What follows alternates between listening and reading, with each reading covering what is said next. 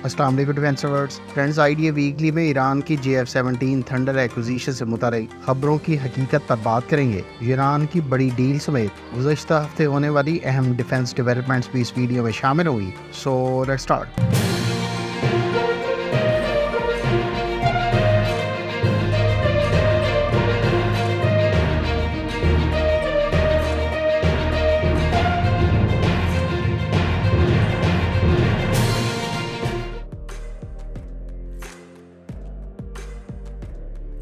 Iran के बारे में गुज़श्ता चंद दिनों से ये खबरें गर्दिश कर रही हैं कि ईरान पाकिस्तान से JF-17 थंडर का ब्लॉक 3 अक्वायर करने में इंटरेस्टेड है। इन खबरों में मजीद कहा गया है कि ईरान अपनी एयरफोर्स को मॉडर्नाइज और सप्लायर्स को डाइवर्सिफाई करने की गर्ज से JF-17 थंडर ब्लॉक 3 और साथ PL-12 और PL-15 air to air missiles भी अक्वायर करेगा। फ्रेंड्स, ऑफिशियल सतह पर इस किस्म की कोई डेवलपमेंट नहीं हुई और ना ही इस बारे में कोई मुसद्दक़ा रिपोर्ट है। इससे पहले इराक की जानिब से भी इंटरेस्ट की खबर तो सामने आ चुकी है, ताहम इस बारे में भी अभी तक कोई पेशरफ्त नहीं हुई। लिहाजा हमारी इंफॉर्मेशन के मुताबिक ईरान की जानिब से थंडर ब्लॉक 3 की पॉसिबल एक्विजिशन से मुताबिक हालिया रिपोर्ट्स गैर मुसद्दक़ा हैं।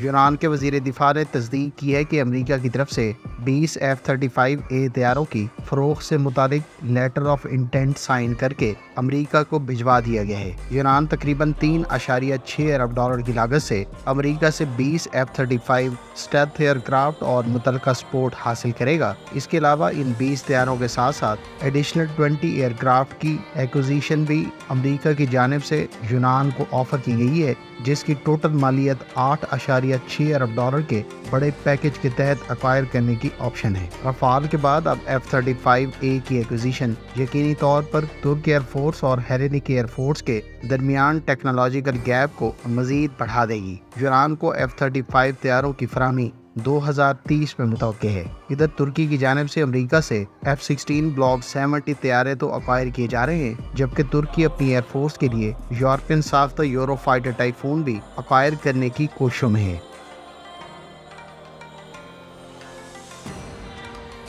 ऑस्ट्रेलियन नेवी के सरबराह ने नेवल स्ट्राइक मिसाइल की एक्विजिशन की तारीफ करते हुए कहा है कि गुज़श्ता हफ्ते हम इस मिसाइल को कामयाबी से पहली मरतबा लाइव फायरिंग में आजमा चुके हैं और इस मिसाइल ने अपने मतलूबा हदफ को कामयाबी से तबाह किया है। ख्याल रहे कि रिम्पैक्ट 2024 एक्सरसाइज के दौरान ऑस्ट्रेलियन और अमरीकी नेवल शिप्स ने एक नेवल स्ट्राइक क्रूज मिसाइल एक साबका अमरीकी नेवल शिप पर कामयाबी से फायर किए हैं। ऑस्ट्रेलियन नेवी कोंग्सबर्ग के तैयार करदा इस नेवल स्ट्राइक मिसाइल को अपनी तीनों होबार्ट क्लास डिस्ट्रॉयर्स और अनजैक क्लास की 7 फ्रिगेट्स के अलावा 6 हंटर क्लास फ्रिगेट्स और न्यू जनरल पर्पस फ्रिगेट्स पर भी इस्तेमाल करेगी। इस मिसाइल की रेंज 280 किलोमीटर बताई जाती है और ये इस वक्त कई यूरोपीय इत्तेहादी ममालिक के ज़ेर इस्तेमाल है। अमेरिका नेवल स्ट्राइक मिसाइल का एयर लॉन्च वर्जन भी अपने F-35 स्टेल्थ एयरक्राफ्ट पर इस्तेमाल कर रहा है।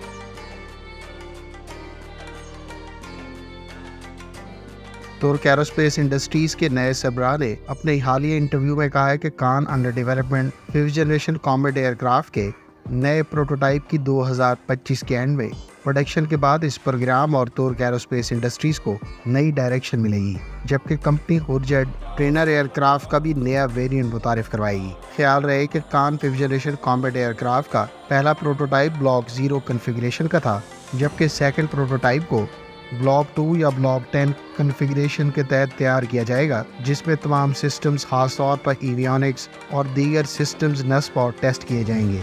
दूसरे और तीसरे प्रोटोटाइप के हवाले से सप्लाई चेन के इश्यूज भी दरपेश हैं, ताहम कंपनी अब इन इश्यूज को सप्लायर्स के साथ हल करने पर काम कर रही है ताकि शेड्यूल के मुताबिक डेवलपमेंट जारी रखी जा सके। फ्रेंड्स, अगर आप कान 5th जनरेशन कॉम्बैट एयरक्राफ्ट की हिस्टोरिकल बैकग्राउंड और तमाम तर सिस्टम्स और फ्यूचर में वेपन्स के हवाले से तफसीलात जानना चाहते हैं तो इस टॉपिक पर हमारी कम्प्रिहेंसिव वीडियो का लिंक आपको एंड स्क्रीन पर मिल जाएगा।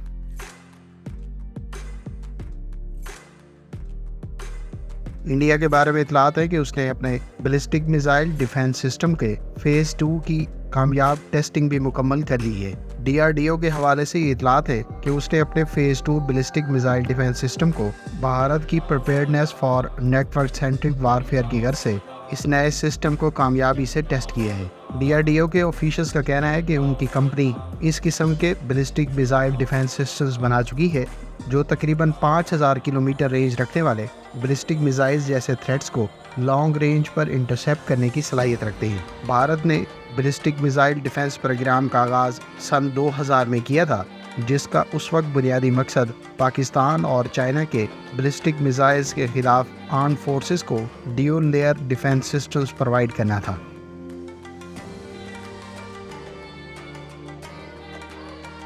فرینڈز، ترک کمپنی بیکر نے اپنے کنجی ڈرون سے راکٹسان کے تیار کیے جانے والے MAMT اور MAMC اسمارٹ مائکرو منیشنز کے علاوہ نئی تیبر گائیڈنس کٹس کی بدولت تیار کیے جانے والے ویپنز کو کامیابی سے ٹیسٹ فائر کیے ہیں۔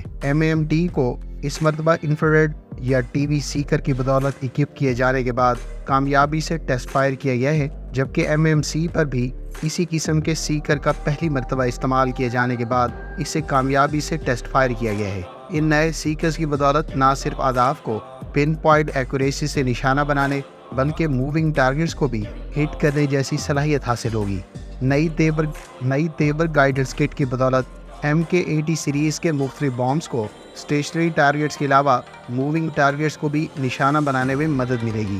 خیال رہے کہ MAMT اسمارٹ مائکرو منیشن اور اس سے پہلے MAMC کو لیزر گائیڈڈ کٹ سے لیس کیا گیا تھا، جس کی بدولت یہ اہداف کو بن ترتیب 30 اور 18 کلومیٹر کی رینج پر نشانہ بنا سکتے ہیں۔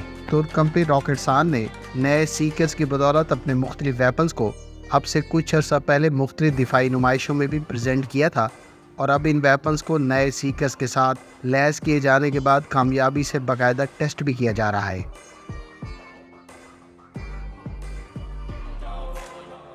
South Korean company Hanwha aerospace نے اعلان کیا ہے کہ وہ اپنے under development KF-21 combat aircraft کے لیے مقامی سطح پر فائٹر جیٹ کا انجن تیار کرے گی۔ ہینوا ایرو اسپیس کے آفیشلز کا کہنا ہے کہ KF-21 کے بلاک 3 کنفیگریشن کے فائٹر ایئر کرافٹ کو 2030 کے مڈ میں یہ فائٹر جیٹ انجنز پاور کریں گے۔ ہینوا ایرو اسپیس کے آفیشلز کا مزید کہنا تھا کہ یہ انجنز بنیادی طور پر 15,000 پاؤنڈ تھرسٹ جنریٹ کریں گے، جو GE کے F414 انجن کے ہم پلہ ہیں، جس انجن سے اس وقت KF-21 کو پاورڈ کیا جا رہا ہے۔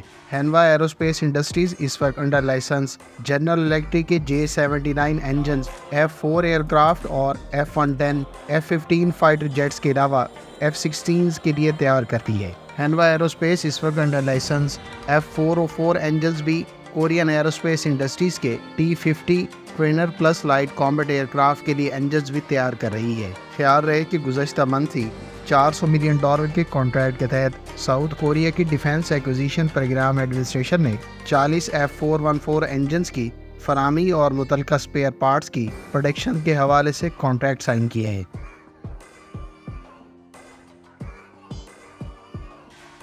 امریکی کمپنی لاکہیڈ مارٹن کی جانب سے سلوواکیہ کو 14 F-16 بلاک 70 طیاروں کے سلسلے کے پہلے 2 طیارے منڈے کے روز ڈیلیور کر دیے گئے ہیں۔ سلوواکیہ کو ان 2 طیاروں کی ڈیلیوریز شیڈول سے 2 سال کی تاخیر پر کی گئی ہے۔ لاکہیڈ مارٹن کی جانب سے کہا گیا تھا کہ سلوواکیہ کو ان طیاروں کی ڈیلیوریز کرونا وائرس کی وجہ سے التوا کا شکار رہی ہے۔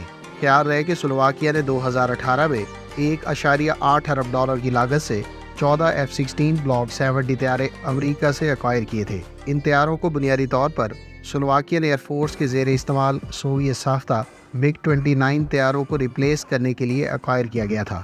سلوواکیہ نے 2022 میں اسپیئر پارٹس نہ ہونے اور رشین ٹیکنیشینز کے واپس چلے جانے کی بنیاد پر اپنے 13 MiG-29 طیاروں کو گراؤنڈ کر دیا تھا، جبکہ سلوواکیہ کو اس عرصے کے دوران دیگر نیٹو ممالک پولینڈ اور چیک ریپبلک کے علاوہ ہنگری کی جانب سے ایئر سپیس کو پروٹیکٹ کرنے کے حوالے سے سپورٹ فراہم کی جاتی رہی ہے۔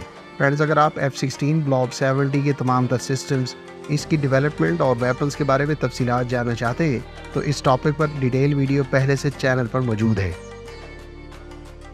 فرینڈز، امید ہے آئیڈیا ویکلی میں آپ کو گزشتہ ہفتے ہونے والی اہم ڈیفنس ڈیولپمنٹس کے بارے میں بہت کچھ جاننے کا موقع ملا ہوگا۔ ملتے ہیں نیکسٹ ویڈیو کے ساتھ، اپنی دعاؤں میں یاد رکھیے گا۔ اللہ حافظ۔ پاکستان زندہ باد۔